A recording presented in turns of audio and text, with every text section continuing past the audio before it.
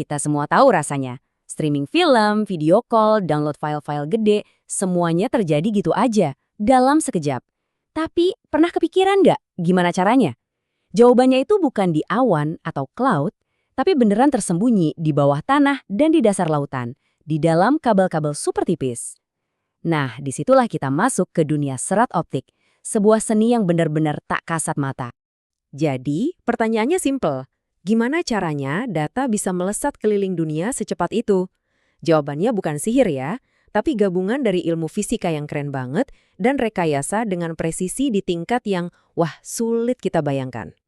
Jawabannya tuh simple, tapi sekaligus luar biasa. Seluruh dunia digital kita ini, semua data itu mengalir sebagai denyut cahaya.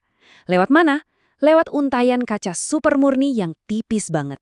Teknologi inilah yang kita sebut serat optik. Oke, sekarang ayo kita bedah bareng-bareng cara kerjanya. Mari kita mulai dengan mengupas lapisan koneksi kita. Kita mau lihat sebenarnya apa sih isi dari kabel yang jadi tulang punggung internet modern ini? Jadi, di paling tengah itu ada yang namanya inti atau core. Anggap aja ini jalan tol super cepat khusus buat cahaya. Nah, inti ini dibungkus sama selubung atau cladding yang fungsinya itu kayak cermin tanpa ujung. Jadi dia terus-terusan mantulin cahaya biar tetap di jalurnya. Dan lapisan paling luar, ya jaket pelindung buat ngejaga semuanya dari benturan. 3 lapisan sederhana ini, inilah kuncinya. Terus, gimana caranya cahaya bisa terjebak di dalam inti yang super kecil itu? Nah, disinilah keajaiban fisikanya bekerja. Namanya pemantulan internal total. Gampangnya gini, lapisan selubung itu sengaja dibuat buat maksa cahaya supaya selalu memantul balik ke dalam inti setiap kali dia coba keluar. Cahaya jadi terus memantul di sepanjang kabel, melesat ribuan kilometer, dan energinya hampir nggak hilang sama sekali. Keren kan? Kedengarannya sempurna kan? Tapi, ada satu masalah besar. Namanya dunia nyata. Kabel bisa aja putus, atau jaringan perlu diperluas. Pertanyaannya, gimana coba caranya menyambungkan dua kabel yang praktis gak kelihatan mata ini? Nah, disinilah kita berhadapan dengan sebuah tantangan mikroskopis yang luar biasa. Diameter inti dari kabel serat optik untuk jarak jauh itu cuma 9 mikron. Seberapa kecil sih 9 mikron itu? Coba deh bayangin ya. Sehelai rambut kita itu lebarnya sekitar 100 mikron. Sel darah merah aja ukurannya sekitar 7 mikron. Nah, inti serat optik ini ada di tengah-tengahnya. Cuma 9 mikron. Ini pekerjaan yang mustahil banget dilihat pakai mata telanjang. Kita bicara soal dunia presisi mikroskopis. Jadi tantangannya ya ini, gimana caranya menyatukan dua ujung kaca yang nggak kelihatan itu dengan presisi yang sempurna. Karena kalau meleset sedikit aja, sepersekian milimeter pun, sinyal cahayanya bakal bocor. Dan koneksi internet kita langsung ambyar. Nah, ngomong-ngomong soal koneksi ambyar, apa sih yang sebenarnya terjadi kalau sambungannya itu nggak sempurna? Kenapa presisi sekecil itu penting banget? Karena kesalahan di tingkat mikroskopis ini, dampaknya itu gede banget buat kita semua. Istilah teknisnya itu redaman atau attenuation. Gampangnya, ini artinya kekuatan sinyal cahayanya berkurang. Setiap sambungan jelek atau tekukan kabel yang terlalu tajam, itu ibarat lubang yang bikin cahayanya bocor. Dan hasilnya buat kita, ya video yang buffering terus-terusan atau koneksi yang lemotnya minta ampun.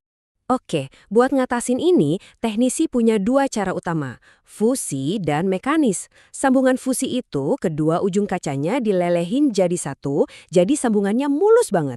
Kalau sambungan mekanis, itu cuma kayak dijepit aja biar lurus. Nah, mana yang lebih bagus? Yuk kita lihat datanya. Angkanya jelas banget kan?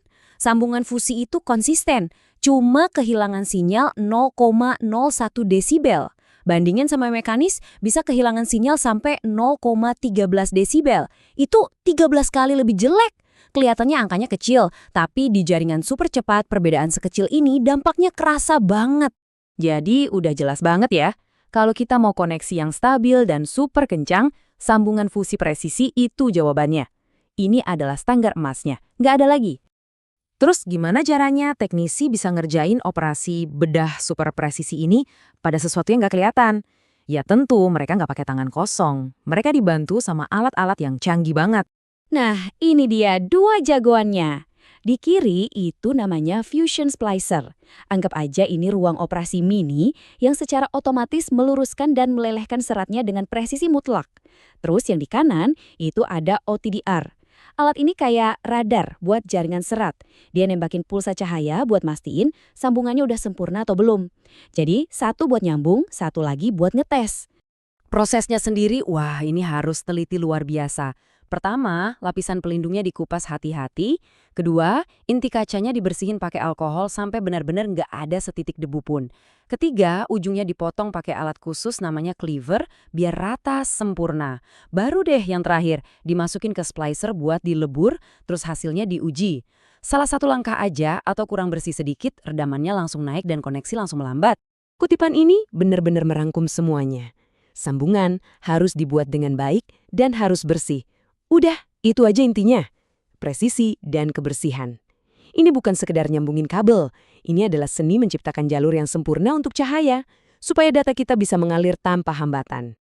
Jadi, lain kali Anda streaming film 4K tanpa buffering atau lagi video call lancar jaya, coba deh ingat sebentar. Di balik semua itu, ada sebuah seni yang tak kelihatan mata. Hasil kerja para teknisi yang dengan presisi luar biasa menyatukan untayan kaca yang lebih tipis dari rambut kita. Cuma supaya dunia digital kita ini tetap terhubung.